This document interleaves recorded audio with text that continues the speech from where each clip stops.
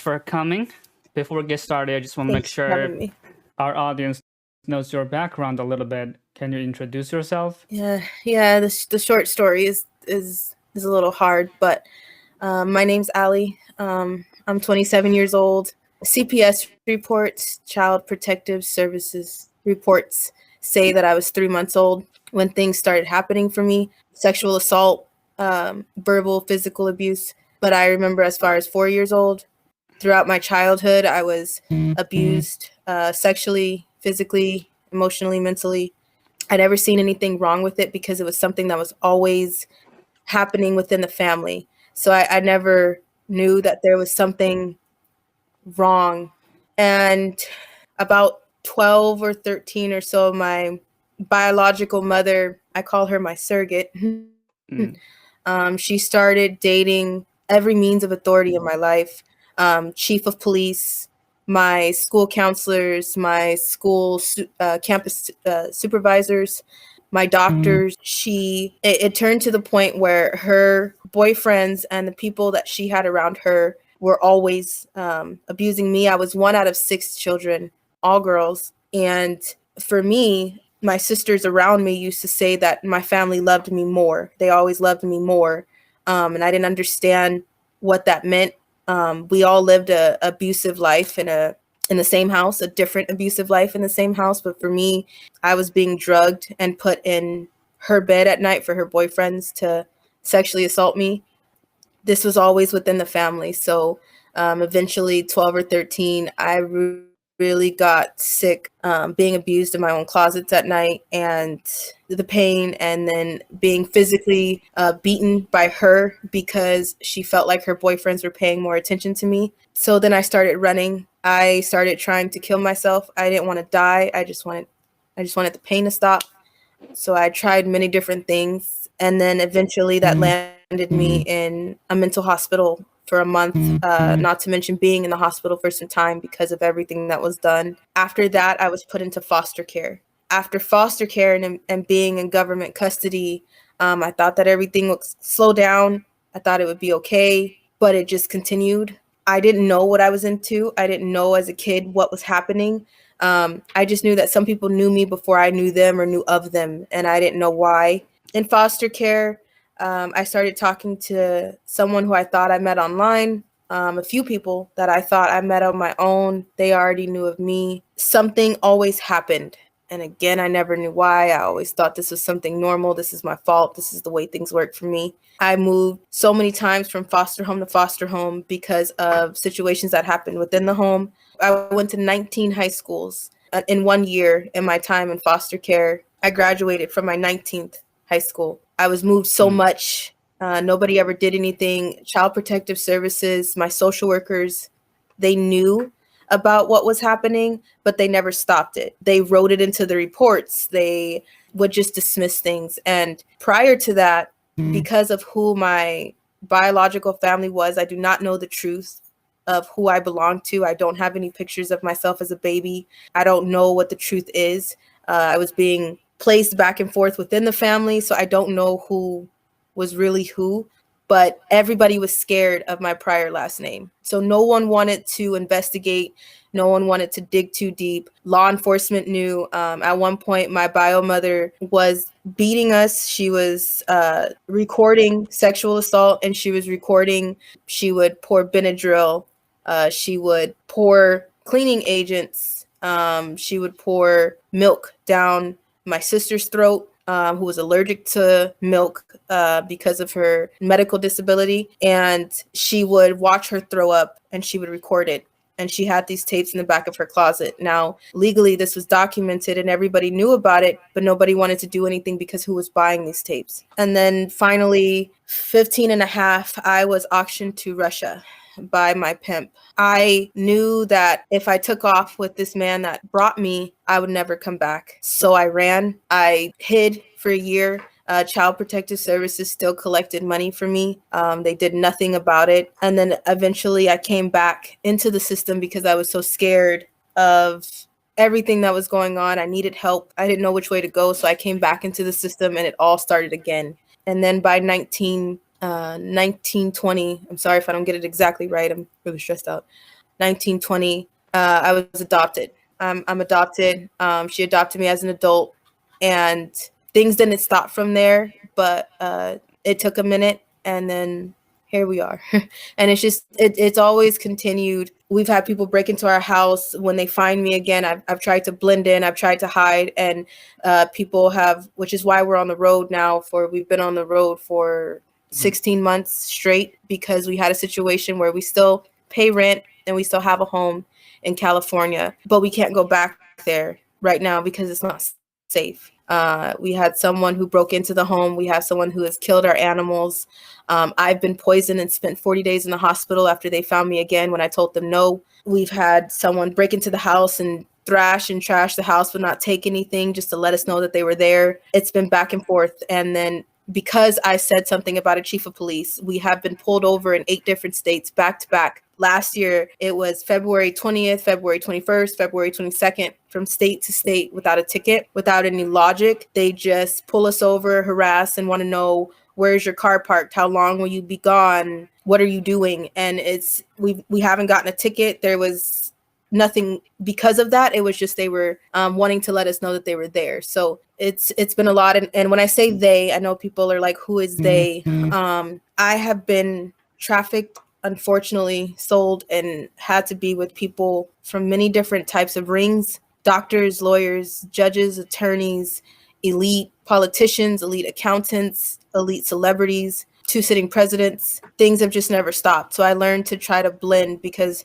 when I tried to go to therapist or taken to psychologists, people find out about MK Ultra programming and what I've been through, and they want to experiment on me. And that's not going to help. I just want to be, and I just want to be free, and I just want to have peace. I don't want anybody's money or anything more than that. I just want to be. Well, yeah, that's horrible. You said something about your prior last name. Do you know what it is? Outlaw. Allah. My name before was Tori Outlaw. Okay. Maybe we can find out about something. Do you have a guess why they're afraid of it? Well,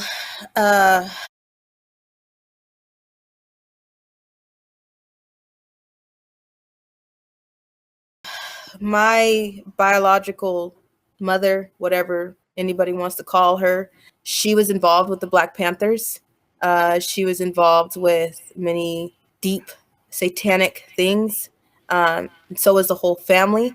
There's a history within the family, and I don't know how deep that goes. I never knew. I still don't know how deep that goes. But everybody was scared, intimidated, and knew not to push any further. And I don't know why. No one's ever helped with the things that have already been put out there, documented. And like I said, I was 1 out of 6 girls.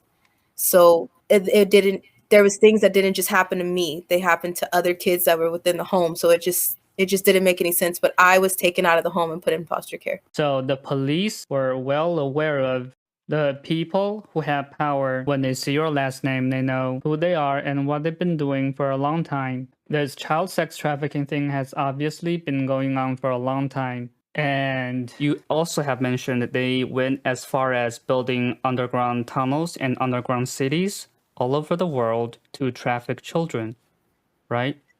Yes.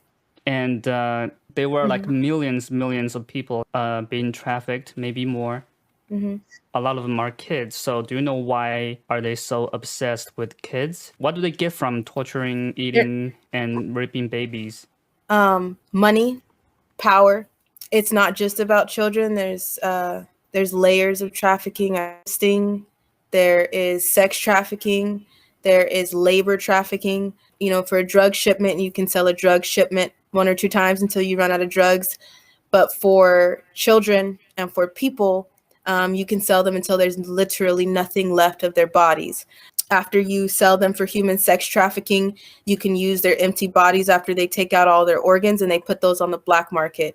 So if you need a heart or a kidney or something like that from the hospital, these are taken from victims. There's the joke of, if I go to Mexico or somewhere out in the middle of nowhere, I can get a heart for cheap. And those are victims' organs. Once you die, your body is put on ice and they gut you and they take out organs. I'm talking about 5-year-old babies. I'm talking about adults. They take your organs, they put them on the black market. So this is another source of trafficking, and the human sex traffickers work with the organ traffickers. From there, they can use your empty body as a suitcase to they will put you in hearses. They will use your body to stuff drugs and carry them over the border because no one is looking at dead bodies. After that, they use some people have really sick fetishes. Some people have fetishes about having sex with dead bodies, having sex with in a mix of people's limbs, having sex in pools of blood. So they will use your dead body for things like that, as well as what they can get out of you while you're alive. Then there's the situation of your body can be ground up and used as meat. There is they have coined it the term hufu, like tofu, but hufu. It is the equivalent of human tofu substitute, and it's human flesh. And you can look that up right now. That is happening. But many people don't see that because this is my story, and I understand it's a lot to fathom. So I thank you for listening. I thank you for sharing, and I thank you for just opening your heart to try to hear it, because it's not easy to take in. It's not easy to realize that it's happening all around you everywhere. There is not a place that this is not happening. Every state, every country, this is happening everywhere. And it's been going on for decades. And everybody can't see that because it's been so, there's a huge distraction. Mainstream media, they distract you with race and division. They distract you with gas prices. They distract you with corrupt administrations. They distract you with whatever they can to create this division, so you're not paying attention. But all roads lead to trafficking. They do these things, and it becomes a addiction. It becomes a sick habit that they can't stop. Can you tell me who are consuming those children?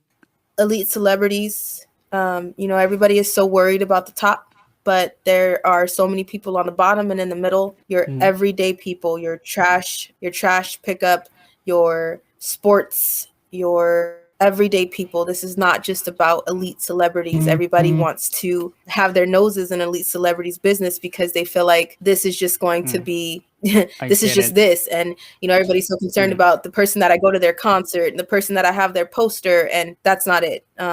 My family was no one special. So if anyone can be part of this, how come we never heard anything about it? If Trashman can get it, maybe I can get it. Anyone can get into this life. Because many people would think, oh, that's illegal. That's very easy to get caught. We gotta have heard stories, right? There's no way we don't hear anything about it. So what happened? Well, you see it with people that are, you'll hear about it. There are articles and things that come out with finding. I know there was one recently in Georgia where they found 90 children in a home being trafficked in an everyday suburb home. There were 200 children that came off of a container ship in Long Beach. You hear about these things, but these things are suppressed and silenced because no one wants the truth to come out there. No one can fathom the truth. People don't want to cause mass panic and mass hysteria. They don't want to do that, so they hush it. And the system is rigged. The entire system is rigged, from the court systems, the police systems. The systems are rigged. Mainstream media, it's rigged so that no one knows the truth. So stories happen out there, we just didn't look for it, and the media didn't try to make that main narrative. Okay. All right. So you have also mentioned before that you have been to Hollywood celebrity parties, right? And can you tell us what those parties are like? Like how do they work? Who are there? What do they do? It depends. I've been to elite parties where they're having orgies. They bring children into these parties. I was 14, 15. They bring children into the parties. They have orgies where there are sometimes more than 10 people, more than 30 people having sex at a time. I have been to elite festival parties where sex machines, multiple stations where people can fulfill their sick fetishes, whether that is drinking a child's blood, and I mean literally cutting someone and watching their blood come out and catching it like you are drinking out of a chocolate fountain. It's sometimes drug parties where they test drugs on children, tie them to walls, tie them to posts, to have sex with them. So it depends on what they do, but they do a lot of a lot of evil things. I see. So some children survive these kind of parties, some don't. All right. Exactly. I'm kind of curious about the lifestyle of these children who are involved in this kind of things like you, right? So you went to school, right? Mhm. And how does this work? How do they decide who gets to go to school, who stay underground, or In my time, I went to school, but I wasn't really at school. By the time that I got to high school, I had a education of a fifth grade child, maybe 10 years old, 11 years old. I loved being at school, but I could never be there peacefully. By the time that I was with my pimp, who was taking me to elite parties, he was, because I was in foster care and I was in the government system, he let me stay. As long as I came with him, he paid off my foster parents. He walked into my home, my foster home one day, and sat down with my foster dad, paid him off, and they let me leave out of the front door. They kept the garage open at night. Even though it was showing up that I was supposed to be at school, my pimp had someone who worked in my schools. And the recording system that calls you and tells you that your child is tardy or your child wasn't at school today, that was someone was strategically placed to make sure that no one was calling my foster home and no one was calling my social worker. Eventually I wasn't in school. That's why I went to so many high schools. I wasn't in school.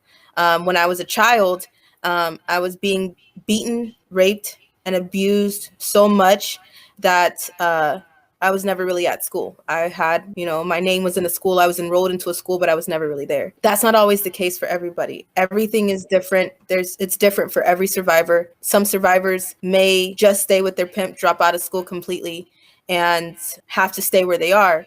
Sometimes I've been taken to a job where we went over the Mexico border, and because they had so many kids, they divvied them out depending on where they were going. So if you were crying too much, you went to somewhere underground and you stayed there. If you were already sick, they're going to sell you to somebody who has AIDS or somebody who has some type of disease where they're dying anyway, so you're dying anyway, and they feel like they're just going to sell you to them. If you're not fighting back, they'll put you within escort services, dress you up and make you look like an adult, and nobody asks any questions. For me, I was with my pimp. I wasn't with my trafficker. Pimps, Johns, and traffickers, three different things. So I was with my pimp. He told me, do what I say. If you do what you're supposed to do, we'll get married. He had other girls, other kids in his possession, but it was a competition at all times. And I did whatever I had to do, whether that was telling on them, putting them in danger, telling on what maybe if they tried to leave or if they tried to do something, I would tell on them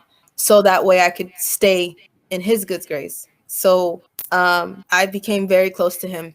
By the time I was 15, I had a very expensive wedding ring on, a few of them that my adopted mom now smashed several times in the middle of the street because she didn't understand why I was coming home with bruises or coming to visitation or visits with her. And I'm telling her I'm married now at 15. I had bruises at one point. He cracked my ribs for talking back and doing something that I wasn't supposed to do, but I didn't see anything wrong with it. At the time, I didn't see anything wrong with it. I just thought, this is my husband. This is my boyfriend. I'm supposed to do what he says.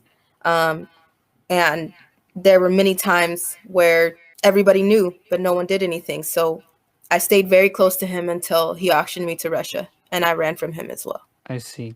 I see. These children that have been trafficked, there were lots of them missing every year. And people know there's this thing called Amber Alert, right? So they don't get lots of messages from Amber Alert. Do you know what's wrong with that? I do.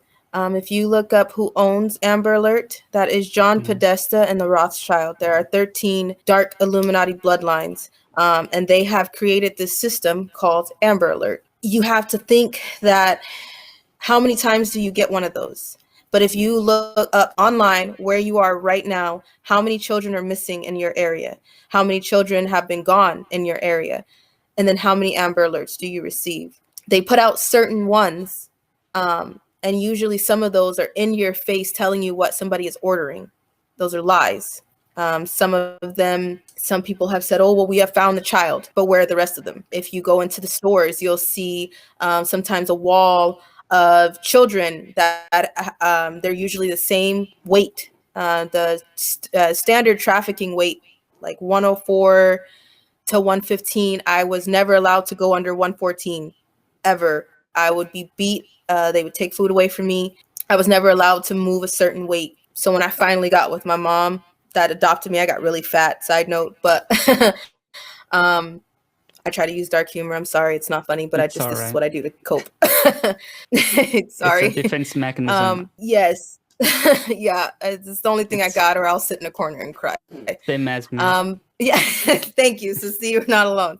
Mm. But yeah, there's a situation with Amber Alert where you have to look at how many times do you get a weather alert for a flood in your area, or a snowstorm or a sandstorm coming. You should be getting the same amount of alerts for children, and you don't. And that's when you have to ask the question, why not? Why aren't we notified when someone is missing from our area? Why can't we help look for them? People put up lost dog flyers more than they do for children. Why is that? Amber Alert to me is a scam. And for the things that I know, some of my pimps used to tell me that they had to go, or they had to start moving, because when an Amber Alert came through, it was a signal. It's an order. Somebody will say there is a 4-year-old baby missing. They've been put in a blue Toyota. This is the license plate for it. The names of the person that took them is so and so. Sometimes that is an order right in your face that comes to your phone, to tell you that there is a 4-year-old baby on their way to so and so. It's almost like a cushion for the public, because in a million years, did you think that you would ever be looking up the fact that people are eating human flesh? There is something called Bite Lab that is out now, and Ellen DeGeneres was selling her blood so that she could put it into a steak, and so people can eat it and consume her blood. This is something that's not new. This is just something that they're bringing to your attention now because it's been in the dark for so long. So to me, Amber Alert is a cushion for people to feel better, like, oh, we're doing something, or oh, we know. And in reality, they're the ones guilty. You'll notice on mainstream media, people will talk about it. They'll bring you right up to it, but they'll never do a segment again. Look how many times people speak on COVID, but you don't hear people speak on child trafficking the same way, missing children the same way. This is not just something that's happening to foster children. This is something that is happening to all children. I think it's a scam. All right.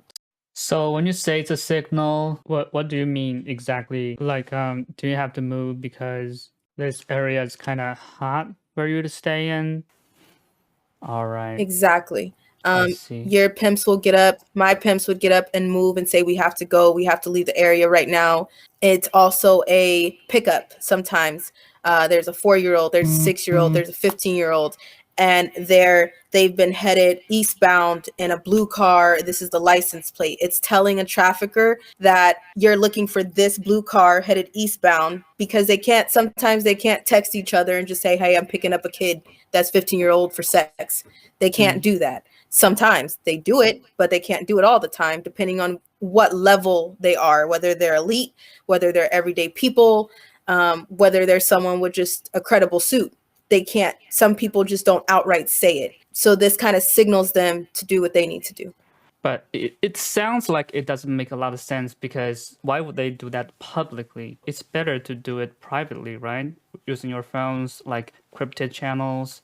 I'm not quite getting it. They do things privately, but everything is in your face. There's things that are done publicly. There are things that are done. There are rituals that go on. I'm sorry, we're going to talk about rituals, but there are things that go on during concerts. They use signs, like Lady Gaga uses panda eyes as a mock to victims, when panda eyes is what happens to children after they're being sodomized. So they put things in your face for you to see. Once you realize what you're looking for, and once you realize that you don't live in the world you think you do, you can't unsee it. But a lot of people don't know about it, which makes it